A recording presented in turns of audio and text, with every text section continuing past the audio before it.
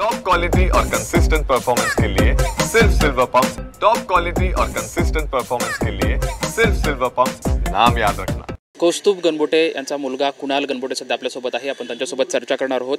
भारताने पाकिस्तानवरती surgical strike केला आहे, कसं बघताय ह्या स्ट्राईकला आम्ही असं बघतोय की आम्ही वाट बघत होतो या स्ट्राईकची, किंवा भारत सरकार जे काही ॲक्शन घेईल त्याची, आणि त्यांनी घेतले याबद्दल आम्ही धन्यवाद म्हणतो भारत सरकारला।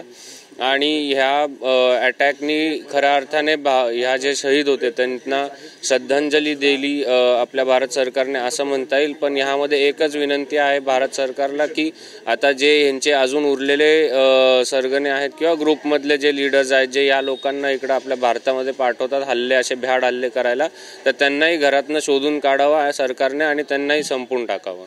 दहशतवाद्याला चोख प्रत्युत्तर देताना भारत सरकारनं मिशन सिंदूर असं ह्या मिशनचं नाव दिलंय। ह्यांनी जे मिशन सिंदूर ह्या मोहिमेला नाव दिले ते अति योग्य दिलंय, कारण की ह्या ह्या ज्यावेळेस हल्ला झाला तर यांनी सांगितलं होतं की, म्हणजे आईला किंवा तिकडच्या महिलांना सांगितलं होतं की जाऊन तुम्ही मोदींना सांगा की आम्ही महिलांना आणि यांना मारत नाही, पण त्यांच्यासमोर हे जे क्रूर हत्याकांड केलं त्यांनी, तर त्याला भारत सरकारने एकदम योग्य ते उत्तर दिलेलं आहे नाव सिंदूर ठेवून।